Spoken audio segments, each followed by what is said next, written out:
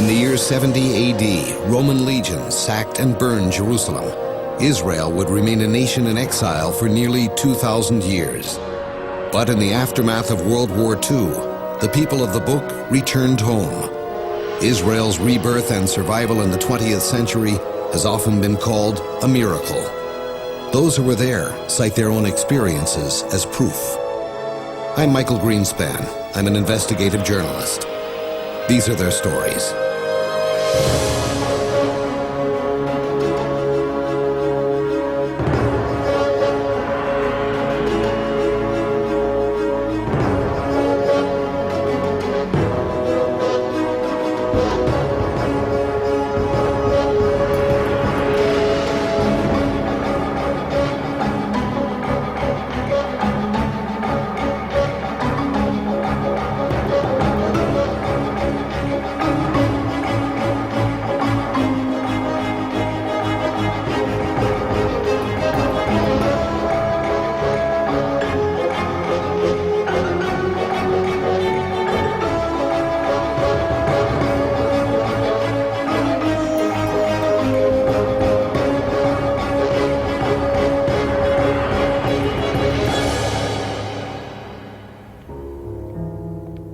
My network has given me a simple assignment. Go to Israel, investigate stories of supposed miracles that have occurred there, talk to the people who claim they've seen one or been part of one, and find out if there's any truth to it all. If one is to believe the biblical accounts of Israel, this is a place of miracles. There's no other culture, no other people whose history, whose faith is more linked to the miraculous than Judaism. I learned so many of these stories as a boy. Parting of the Red Sea, manna falling from the sky to feed the children of Israel, water springing from a rock in the desert, the walls of Jericho falling at the sound of worship, the sun standing still so Joshua could finish a battle, David killing the giant Goliath.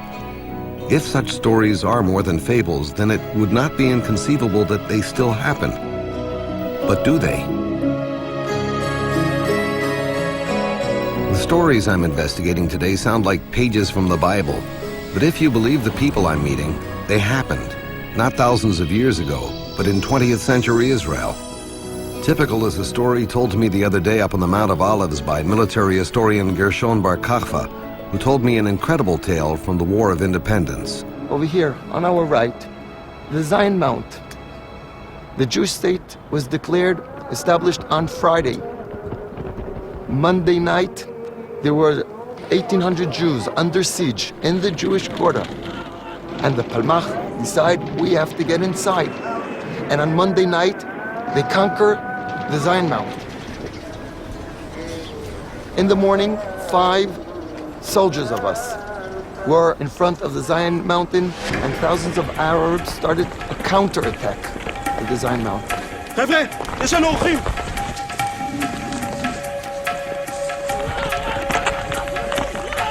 יש לי רק 5 כדורים! אצלי 6! לי יש רק 4! טוב חבר'ה, היה כיף להכיר אתכם.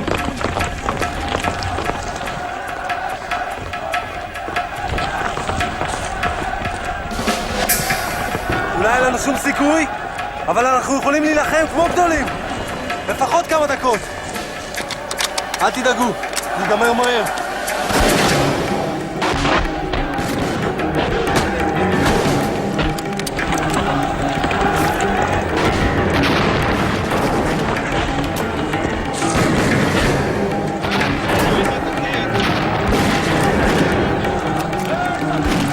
This guy named Shimon Mordechai Rapaport says that they shot the last bullet. חבר'ה, נשאר לי רק כדור אחד אחרון. אוי, זה הסוף. And they were sure that's the end. They don't want to be slaughtered. זהו, זה נגמר, חבר'ה. זה נגמר.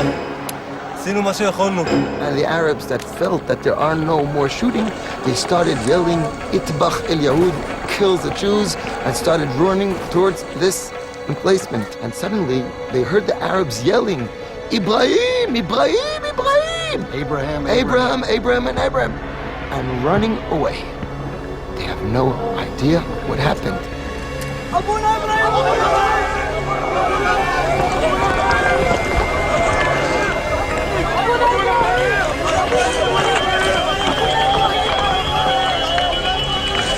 חבר'ה, הם בורחים!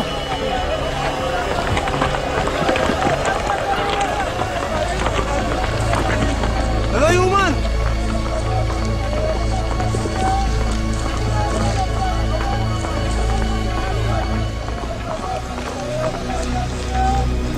זה לא יאומן.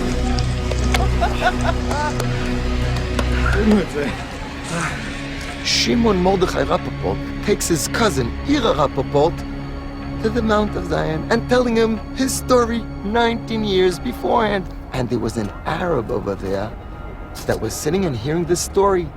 This Arab comes over to him and tells him, just 1 second, you fought over here 19 years beforehand? He said, yes. I don't believe it. I was one of the Arabs that attacked. Oh, you try to kill me, I try to kill you. Shaking your hand. Just 1 second, I have to understand. Why did you run away? We didn't have any ammunition. The Arab told him, I don't believe. What, you didn't see what was over there? What are you talking about? The Arab told him there was this huge guy over your emplacement that was going us with his hand. Oh, we were sure that's Abraham, your patriarchs, your father. We got so scared, we ran away. Unbelievable. Even the people that fought in that fight don't believe. It doesn't make sense. Something else happened over here. I had another conversation up on the Mount of Olives, this one with one of the pioneers of Israeli television. Adir Zik was a controversial figure in the ongoing struggle between the Zionists who see this land as a divine inheritance with borders set by God over 2,000 years ago, and those modernists, they would call themselves realists, who see room for both a Palestinian and a Jewish state to function side by side on this land. Adir would lose a long battle with cancer barely a month after we talked today. Have you personally, or people in your family personally, felt the power of the intervention of God in a way that you would call miraculous? There is a fantastic story that happened to one of my sons. He was in the Golani Battalion, which is a very famous fighting unit in the Israeli army.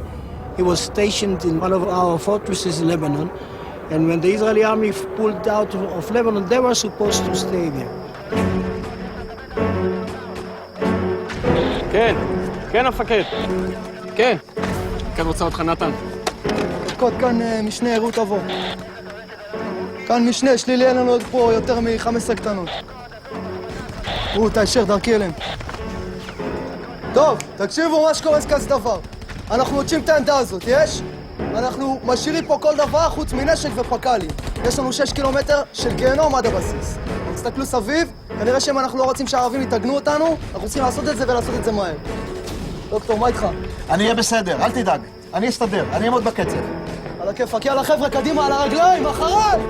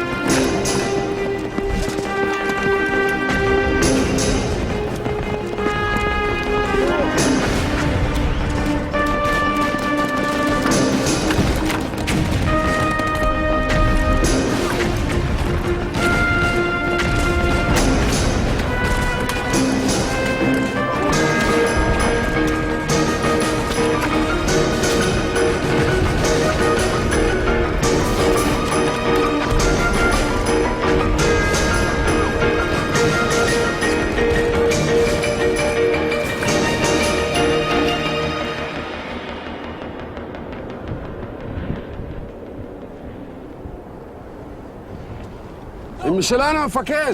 אתה בטוח? כן, אני מזהה את זיק בראש התור. תפתחו את השער, תכניסו אותה, תביאו מים! קדימה, קדימה, קדימה! הלאה, יופי, יופי! טוב. כל הכבוד לכם.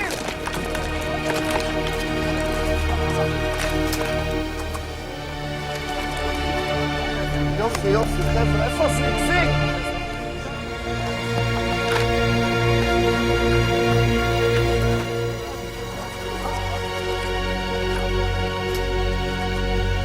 No one was hurt. Nobody sprayed their ankle. Nobody didn't even get a sharpener or anything like this. And he said to me, it was as if God took me in my hair, took me a long hell for about an hour and got me out back to paradise, back to life. This is something that doesn't make sense unless you look at it as a miracle. Do you think miracles are still happening here today? There's no doubt in my mind that miracles are happening personally, nationally, to everyone, every day. You need to open your eyes, and especially to open your heart. And the fact that we are succeeding, and the fact that we are alive, and we are reviving a nation in this very place is a miracle, a day-to-day miracle.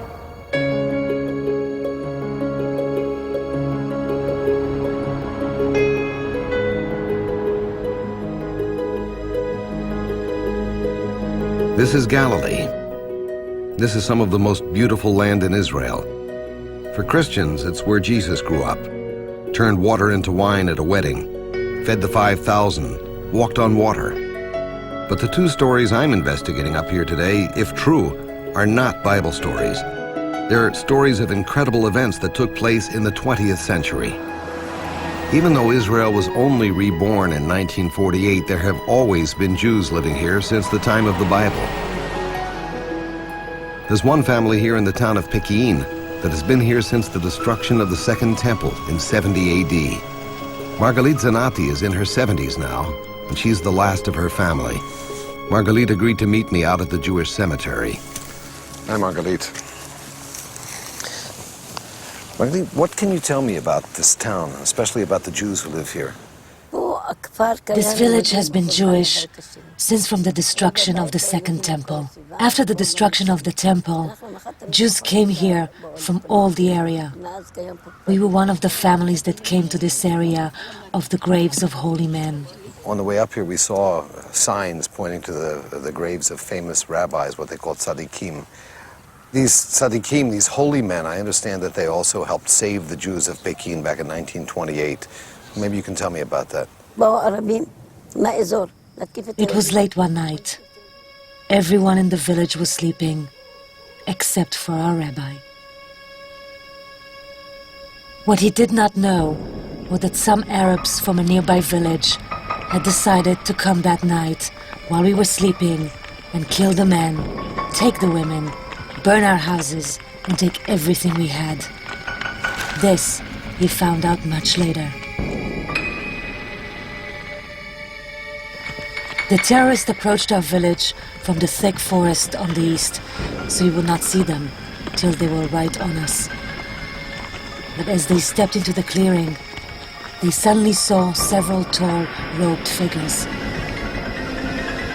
The Arabs figured we had put guards down there, so they decided to get to the village another way. They circled around and came up over the rocky hillside on the south side. But as they climbed up, the attackers saw more of these huge beings. Still, the terrorists were not ready to give up. So they circled around the village to try and get to it the only other way they could, from the north side, across the Jewish cemetery. From that side, they could be seen long before they reached the village, but there was no other way to get to it.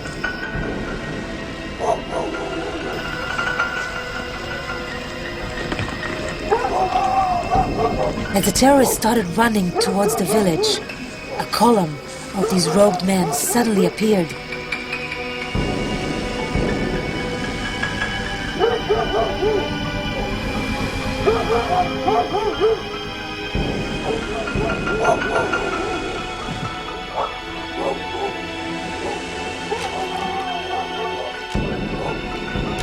They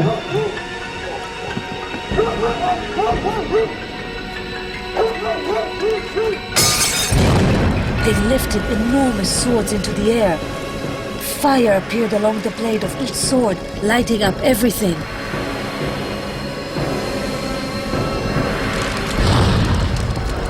The Arabs were so frightened.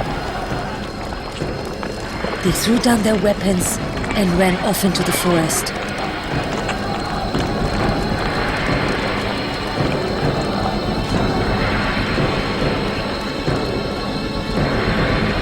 Rabbi Yoshua was as surprised as the Arabs of what had happened.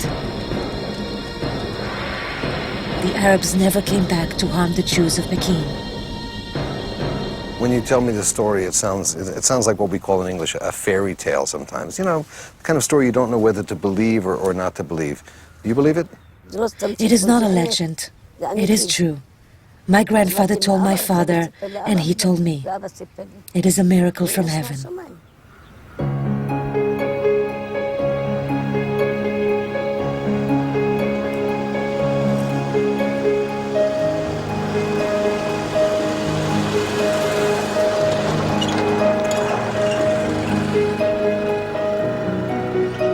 Avinoam Greenberg's grandfather bought land here while he was still in Romania over 100 years ago. He and his family came here nearly a century ago as pioneers. Out of a barren land neglected for centuries, they built a good life for themselves. 1915, מה קורה? In Yavne, 1915 is considered the year when the miracle occurred. The tiny village of Yavne is in the heart of Galilee, a beautiful place of forests, farms and orchards tucked into the rolling hills along the Sea of Tiberias. My family had farmed those fields for over 100 years. But in 1915, something terrible occurred.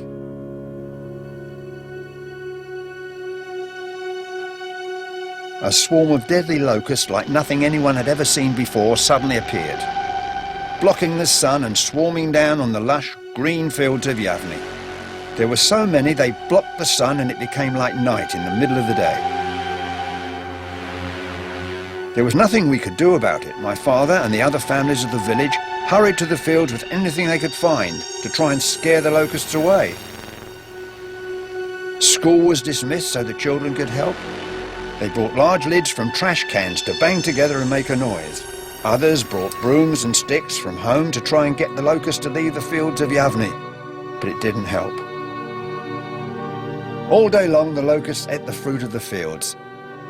Then the leaves, then the plants, then the stems. Our beautiful fields would be completely destroyed if the locusts didn't leave. It was like one of the plagues in the Bible. As nightfall came, everyone went back to their homes.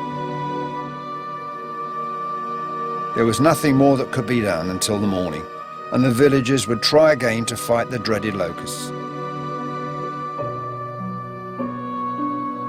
During the night, many in the village prayed for a miracle from God to save Yavne from the locusts.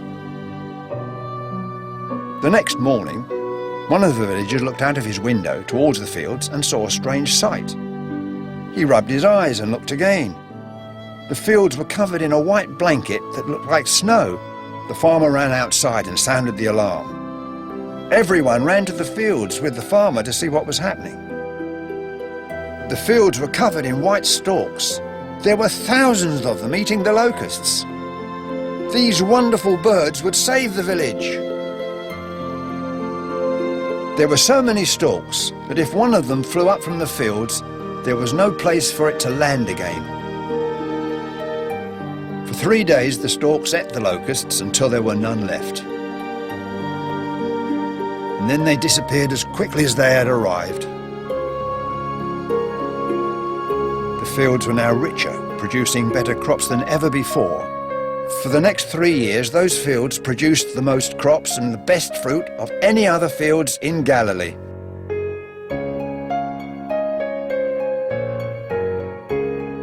This was not the time when stalks come to Galilee, and there had never been so many. But they were here, and they saved the village. It was a real miracle. Since then we call it the miracle of the stalks.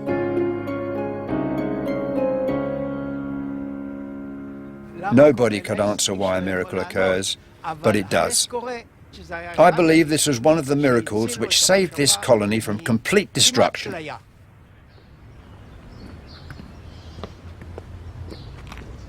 Rabbi Israel Lau is one of the most inspiring people you'll ever meet.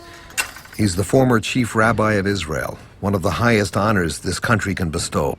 Rabbi, is what I see here just the result of amazing human courage, foresight, and wisdom? Or is it the work of God? Is it a miracle?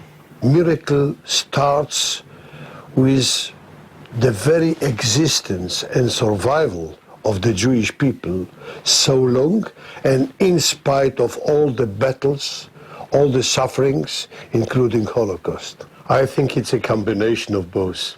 If they wouldn't be dreamers, they wouldn't be fighters. Maybe that explains how the Jewish people survived throughout all the thousands of years, but how about the modern state of Israel? Is that also just a matter of deciding that we want to preserve these ideals and beliefs, or is it just courage? Maybe it's just going into battle knowing how to fight better than the enemy knows. That's not a miracle. In the city of Tzfat, 1948, they were surrounded with very many Arab soldiers from Syria and Iraq. Very old people were sitting there and praying all the time for their survival. Then the Palmach underground movement, before the IDF came and liberated Tzfat. They asked the old Jews there, did you believe that you will survive independence war? They said, of course. We never lost hope. We based our hope on two things, naturally and miraculously. Naturally, we prayed. We say the chapters of the Psalms of King David. And we know naturally that if you pray, if you believe, you survive. The miracle was that you came on time to liberate us. If not miracles, this land wouldn't be in Jewish hands today. The Jewish state wouldn't be declared and wouldn't survive so far. As a rabbi and a teacher, where do you suggest I begin looking for my Jewish self? From the very first meeting with the worker in the airport already. And you will see that Moshiko, who is carrying the suitcases, came from Tbilisi. And you from the United States, Michael, you have a lot in common. The Yom Kippur, the shofar of Rosh Hashanah, the matzah in the night of Passover, the circumcision, the wedding ceremony, the Kaddish. When you go out from the airport, you come to cities like Jaffa, 20 minutes from the airport. Jaffa, remembering this story of Jonas, the prophet, who escaped from the Sea of Jaffa. He was David, fighting with Goliath, 15 minutes from the airport. Here was King Saul in Hara Gilboa against the Plishtim, the Palestinians of that time. And he was Samson, 10 minutes from the airport.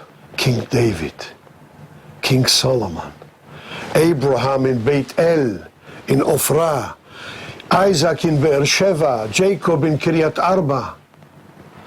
The Bible becomes alive in your eyes. You touch it. You have it in your arms. All your Jewish world is in your arms, Michael. Just open the eyes and the ears and a little bit your heart. You have it.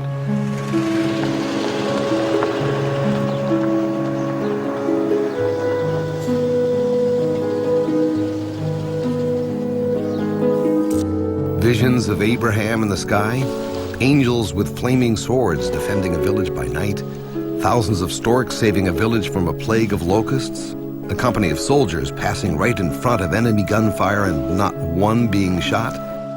They sound like fairy tales to tell children, myths that grow with age. Yet those who told me these stories say that they are true, and the facts that surround them can be verified. Perhaps just as convincing that they could be true is the fact that these people's lives were dramatically changed by what they experienced, whatever it was. But were they miracles?